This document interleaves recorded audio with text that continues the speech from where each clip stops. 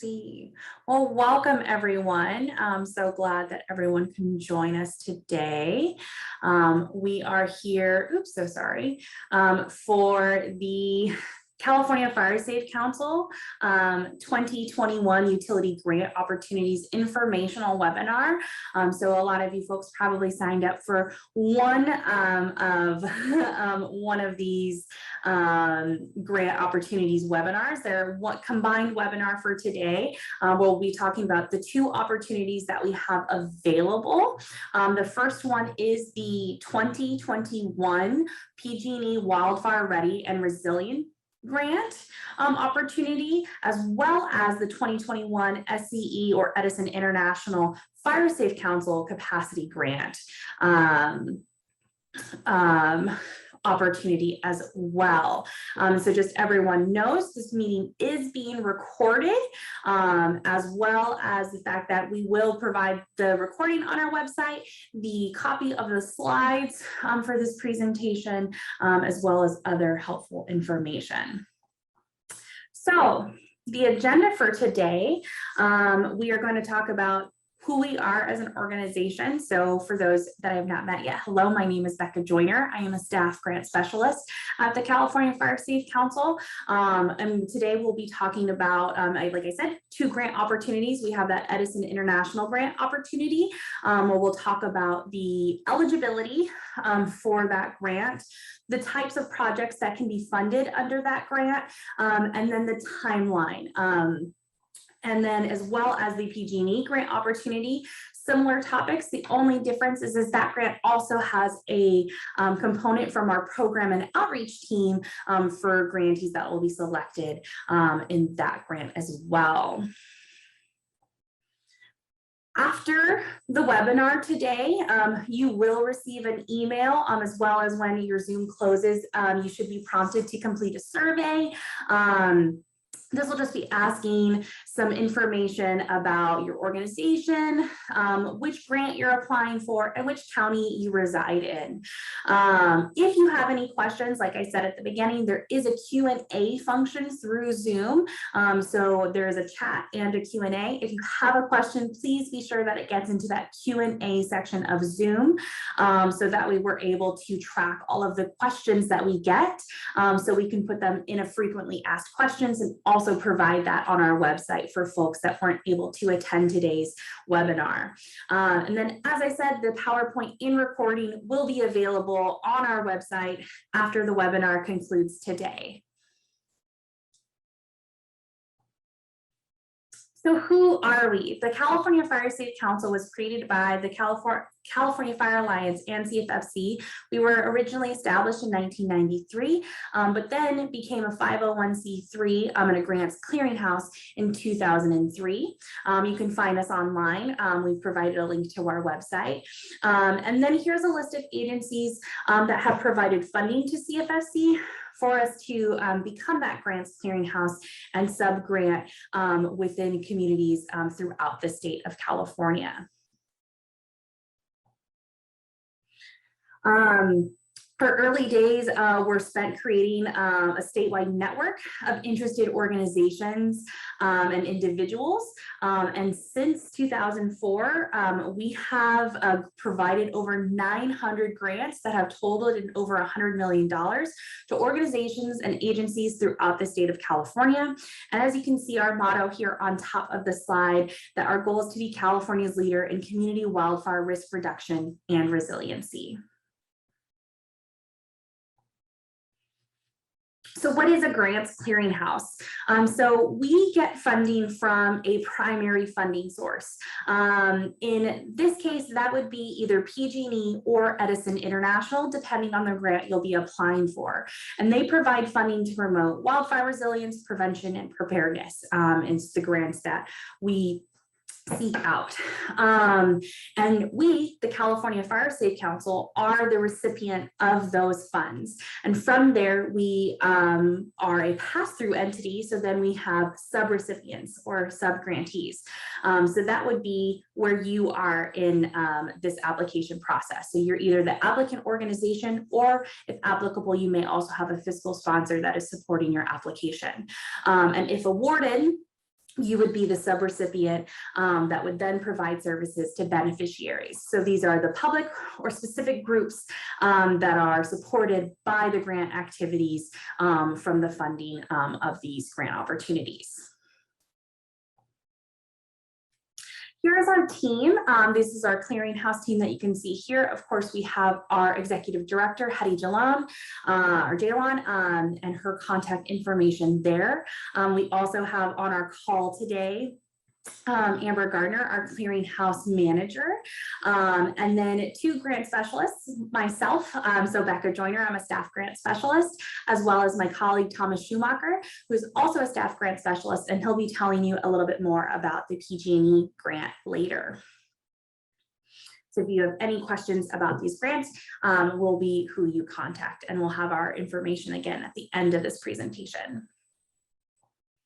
These grants, though, are also supported by our program and outreach team. So again, CFFC used to primarily function as a grants clearinghouse, but back in 2020, we did develop our program and outreach team, which is dedicated to providing direct services to communities and working with organizations throughout the state based on region. So we have Elizabeth Lamar, who is our programs and outreach manager. We also have our new, not yet started, Southern California Regional Coordinator, Brittany Munoz.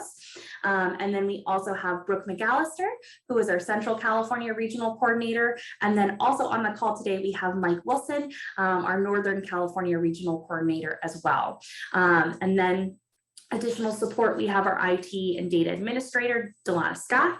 And then also on the call today, we have Sarah Niss, who is actually being a huge support today. Huge thank you to Sarah, who will be providing any links we reference in the chat as we go through our presentation today.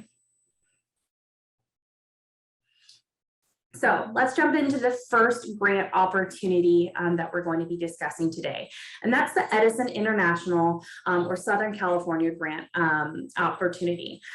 So CFFC and Edison International are pleased to announce this joint collaboration to provide grants to communities in specifically the Southern California Edison served territories.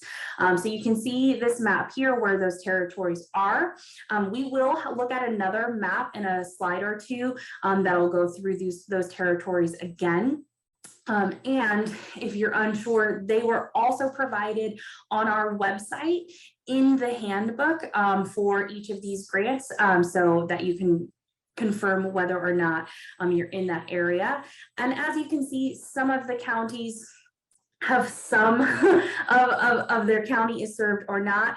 In your application, just make sure to put which county you are within, making sure that it is an SCE served county, and then we'll confirm with you on your eligibility. Speaking of eligibility, what is it?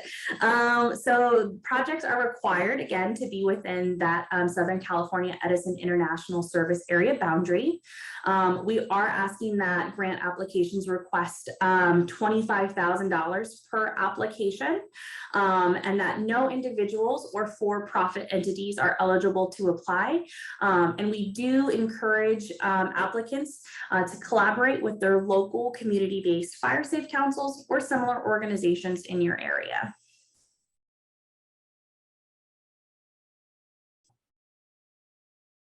So again, here's that map that you can see.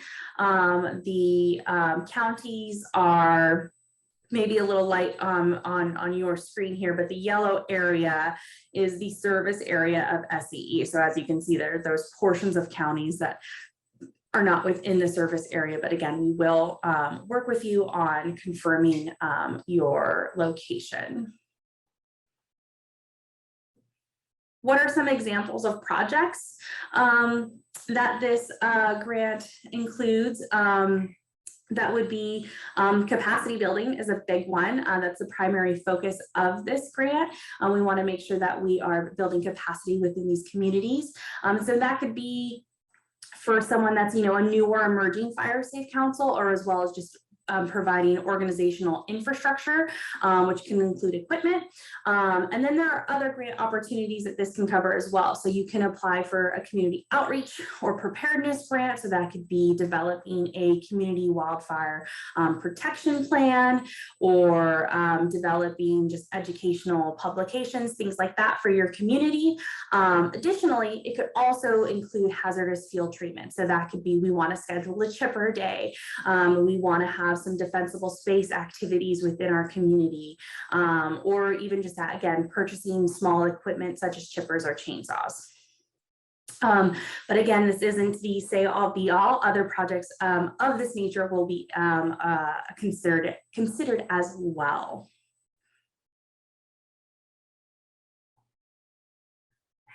Some important dates to remember. The first being yesterday, we launched the grant. So exciting news. The application is live in Zoom Grants, which you can get to that application through our website. A link will be provided later for that. The final application deadline is September 8th.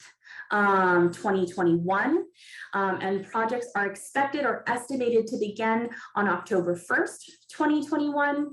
And then for this grant opportunity specifically, so for the Edison International Southern California Region grant, all work is required to be completed and reports must be submitted before November 30th, 2021. So this is a really quick grant opportunity of applying, getting funds, and then submitting the reports. And then again, if you have any questions about this grant, we'll have an opportunity for questions at the end. But for now, I'm actually going to transition over to my colleague, Thomas Schumacher, who will talk about our PG&E grant opportunity as well. Thank you very much, Becca. I appreciate that, and welcome to everyone who's attending today. As my colleague Becca mentioned, I'm here to discuss the Pacific Gas and Electric Wildfire Ready and Resilient Program. It's a utilities-based grant opportunity specifically in and for Pacific Gas and Electric service areas.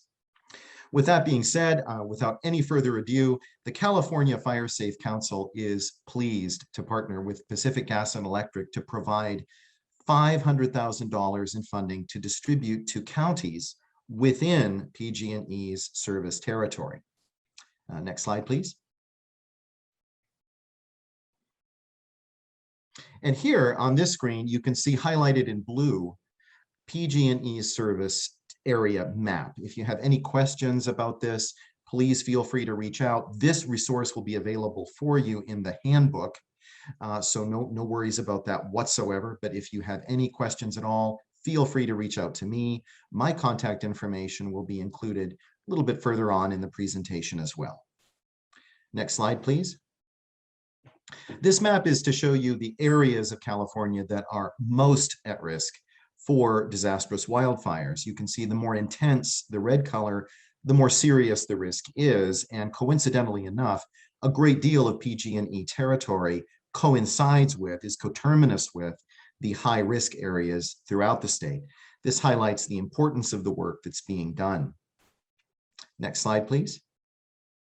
Here are some program specifics that will help you as you move forward with this. 5 counties will be awarded this grant opportunity. Each grant award will be $100,000, and the grant term is approximately 14 months, so quite a bit longer than the Southern California Edison program. Next slide, please. In terms of eligibility, the basic requirements are practically identical. Funded projects are required to be within PG&E service area boundaries. Applicants are encouraged to collaborate with your local community-based fire safe council or similar organization. Remember that the emphasis is upon organizations doing county-wide work. This is the case so that the maximum benefit can be provided to the counties and communities in question. Successful applicants will receive grants of $100,000 each. And unfortunately, no individuals or for-profit entities may apply. Next slide, please. Here are some examples of projects that you can apply for for PG&E's Wildfire Ready and Resilient program. The primary focus from PG&E is capacity building. This is the most important. Capacity building can mean specifically building a new or emerging county-wide fire safe council. It can also mean providing organizational infrastructure or equipment. So again, this is the primary focus. Other possible projects include community outreach and preparedness. This can mean things like developing or acquiring fire safety educational publications, county area risk assessment to identify possible mitigation projects, county workshops on hardened homes or defensible space, as well as helping to develop a CWPP after a community risk assessment is done. Another important category that you can consider is hazardous fuel treatment. This can mean things like a chipper day or weekend within the county to chip brush and/or branches. It can mean defensible space assistance for special needs populations, permit-ready fuel treatments, and the purchase of small equipment such as chippers or chainsaws. These are just examples. Do keep in mind that other projects of this nature will be considered as well. Next slide, please. The overall goal of PG&E's work is to improve county hardening with coordinated communications and capacity building. We will touch on the subject of coordination a little bit later, but just remember that this is the primary goal of PG&E's work. In terms of coordination of efforts, this grant will be used to help coordinate among several already existing state or federal grant programs, ones that touch on fuel management, home hardening, resource capacity building, hazard mitigation, climate resiliency, and do remember that it may also be used as matching funds for appropriate state or federal grants received by the CFSC within the PG&E service territory. So again, coordination is a primary goal. Next slide, please. And this grant program is to bring people together. The program will focus on developing the operational coordination and capacity of the many various local and regional efforts toward county hardening for wildfires, a very pressing concern for the state, especially at this time of year. Next slide, please. Remember, capacity building will be the primary focus, and capacity building itself is meant to direct your attention to evacuation planning, home hardening, and community fire buffers. Once again, evacuation planning, home hardening, and community fire buffers. These are the keys to the PG&E grant program. Next slide, please. At this point, I'd like to turn over the floor to my colleague, Mike Wilson, who is the Northern Regional Coordinator for our outreach team. He works with local fire safe councils to support their operations and projects in the communities they serve. At this point, Mike, take it away. Thank you, Thomas, and good morning, everyone. Thank you for attending the webinar. The program and outreach team includes your regional coordinators. The regional coordinators will be working very closely with the subgrantees to help the local fire safe councils build a foundation for a comprehensive communication plan. We'll help on building strategies for demonstrating impacts of the fire safe councils and their projects. This will be done by use of creating eye-catching visual materials, writing concise and informative press releases, engaging social media content, website development and design, and community outreach and partnership building. The goal will be to make sure that your each local fire safe council will have the most highlight and spotlight communication opportunities by working with our staff and specifically our comms team to really get out there and push your messages out. So with that, I'm going to turn it back over to Thomas. Thank you very much, Mike. I really appreciate your input. On this slide, you'll see some program specifics that will help you keep in mind what to gear your application for. These specific elements will include coordination between volunteer groups and local agencies, as well as volunteers. And crucially, the collection and coordination of community data to assist in risk assessment and decision-making. So coordination and collection of data are key. Next slide, please. Here are some important dates as you approach the PG&E application process. Just like with our Edison International grant, the application launched on August 10th of 2021. The open application period closes on September 8th. Work on the projects begin on October 1st. Projects conclude on or before December 31st, 2022, so next year. The login information can be found in blue text right there at the bottom of the screen. This will also be provided for you in a subsequent slide and in the handbook, as well as on our website. So various ways of accessing this information. Next slide, please. And just to emphasize again where you can find these great resources, Edison International and Pacific Gas and Electric can be found at the links provided on this slide. Either one will work. Again, it will be in the handbook and in our website. Next slide, please. You can also find the handbook, that most crucial text, through the CFSC website, both the Edison International and the PG&E. Feel free to download that and use it as you move forward as an invaluable resource. The handbook includes information such as grant information, the timeline that we've just discussed, service areas for both utility companies, and commonly asked application questions. Next slide, please. There are additional resources if you'd like to learn more about the work that California Fire Safe Council does. Please visit our main website and the tab About Us. You can review our annual grant reports. You can find more information on how to start a local fire safe council, and you can find resources regarding how to go about hardening homes and providing defensible space. Again, all of this information is available on the CFSC website. Next slide, please. At this point, we open the floor for questions, and if your question is not answered during this particular question session, please feel free to email myself or my colleague, Becca Joyner. Our emails are provided there on the screen. So again, we open the floor up to questions. Thank you everyone for attending. Thank you, Thomas.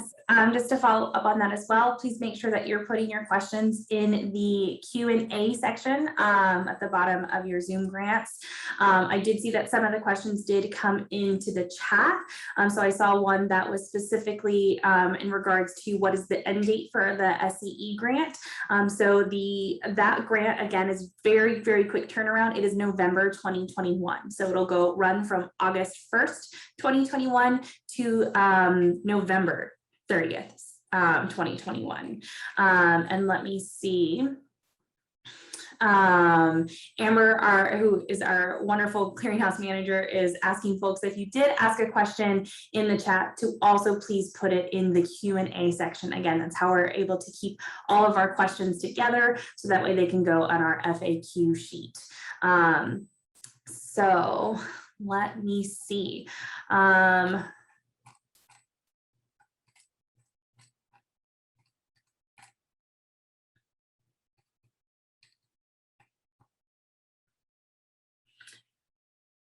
Here's a question for you, Thomas, as well, in regards to the PG&E grant.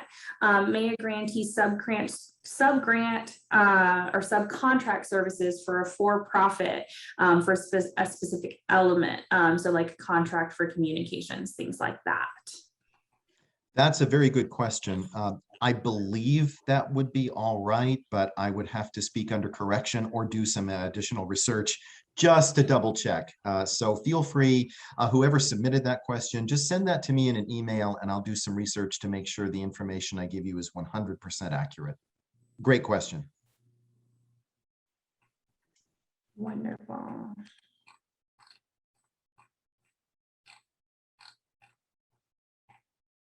Let me see. Sorry, just looking for other.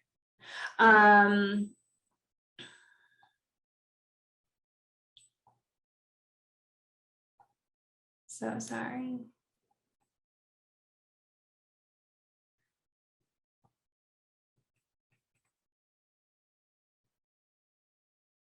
See if there are any other open questions.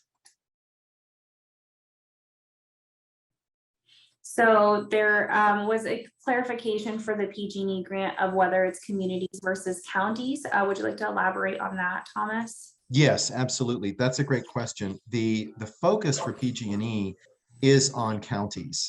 So that is what it's geared to. So in other words, what does that mean? It means county-wide organizations, such as a fire safe council, a resource conservation district, anything along those lines that are doing work, again, throughout the entire county in question. So it's not simply, say, the fire department of one town, but rather work that's being done throughout the entire county. So communities are certainly included, but the focus, again, is county-wide work. I hope that goes some length toward clarifying that. Wonderful. And then so a follow-up with that is, so is a letter of support required from their board of supervisors? I don't believe that it's required, but certainly I'm always in favor of letters of support. So feel free to include that in the application. I just don't believe that it's absolutely required. Wonderful. And then I believe last but not least, does capacity building refer to the fire safe council itself or the community? Yes, yes to the first part of that question. As far as I understand it, the emphasis in capacity building is either beginning a brand new fire safe council or assisting with one that is already in the process of emerging for that county work. So that's one of the primary focus areas. Wonderful. And huge thank you to Amber, who is also furiously typing answers in the chat as well. Just wanted to make sure for some of those key ones that I read them out loud so all could hear. And huge thank you again to Amber for reading those. Let me see. Another question that came in was, do most applicants use a professional or consultant to prepare their grant application? And I think that's when it kind of varies. I'll let my other colleagues jump in on this as well, but depends on the grant and grant application. It's definitely something that has, it's not unseen, but I wouldn't say it's the most common thing also. Yeah, I agree 100%. It depends. You can use someone else, another organization, to put together the application, but you're not required to. So it just depends on what kind of capacity your own organization has to put an application together. Perfect. And then this one, if countywide is preferred, is there any point for a local fire safe council to apply?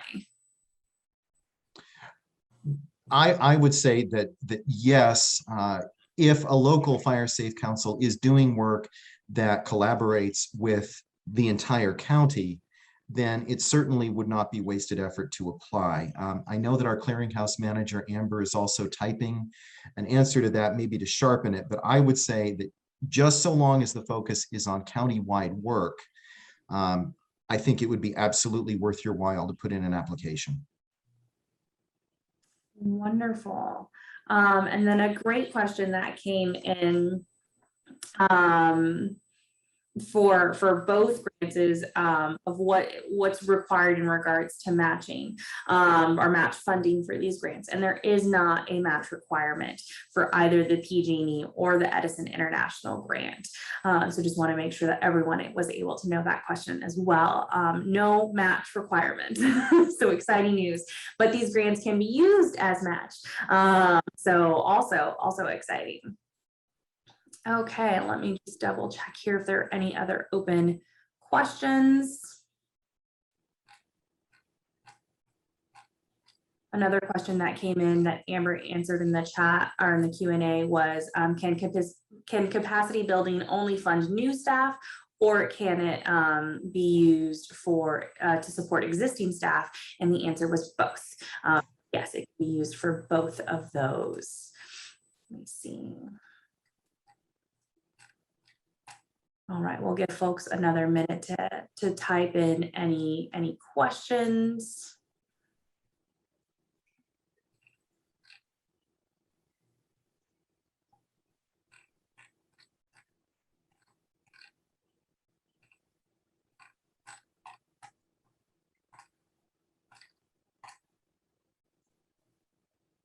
Okay. Sorry, just scrolling through, making sure that there weren't any unanswered questions.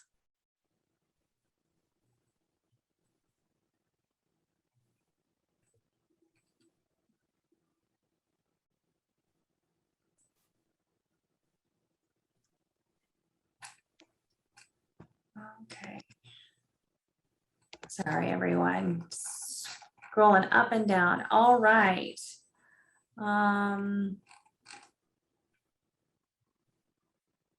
Any other questions that folks have? I know that Amber is typing a few answers to folks. I'll give her a moment to wrap up the questions that she's answering. And while she's doing that, I'll just emphasize again, I'll even go back a slide that we do have.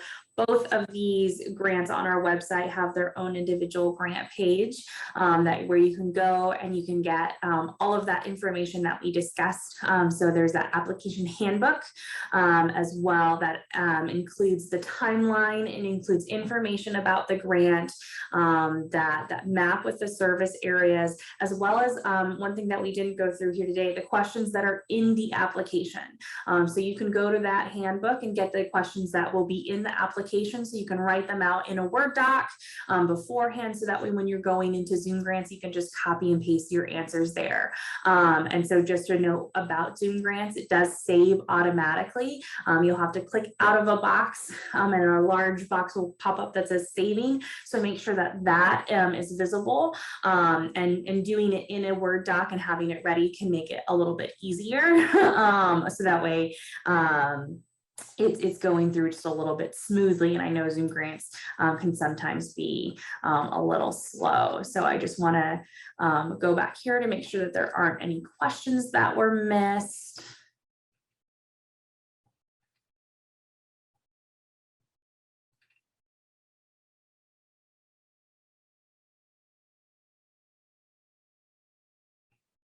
Let me see if there was anything else.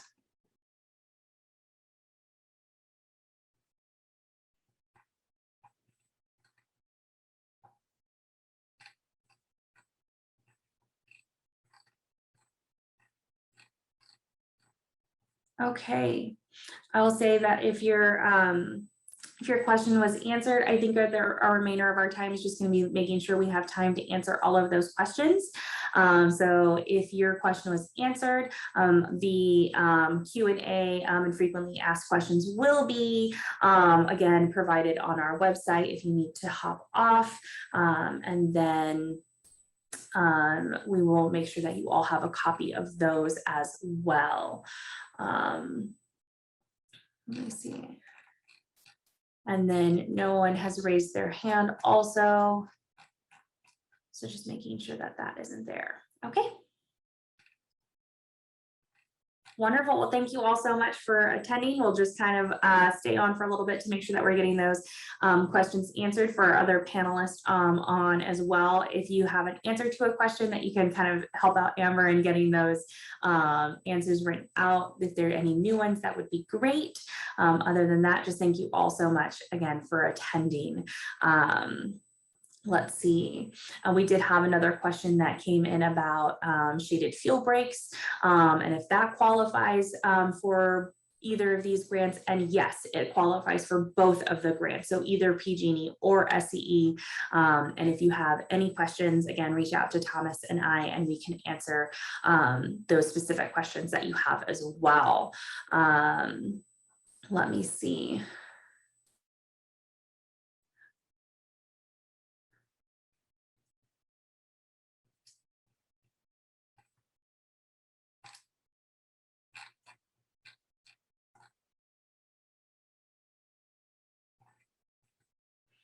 Another question came in about what is meant by fuel-ready projects. These are projects that already have permits that are, it keeps bumping around, completed or acquired, and don't require any permits as well.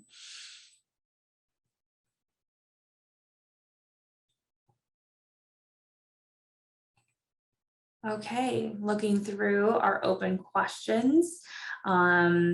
Most of them say thank you. So I think we don't have any other open questions in the Q&A. So let me just do another run through real quick. Okay, beautiful. Thank you all so much for attending our webinar today. I'll go ahead and stop share. Again, huge thank you. If you have any questions about the PG&E grant, please reach out to my colleague, Thomas Schumacher. If you have any questions about the Edison International Grant, please reach out to me, Becca Joyner, and we will assist you with your questions. And huge thank you all again for attending today.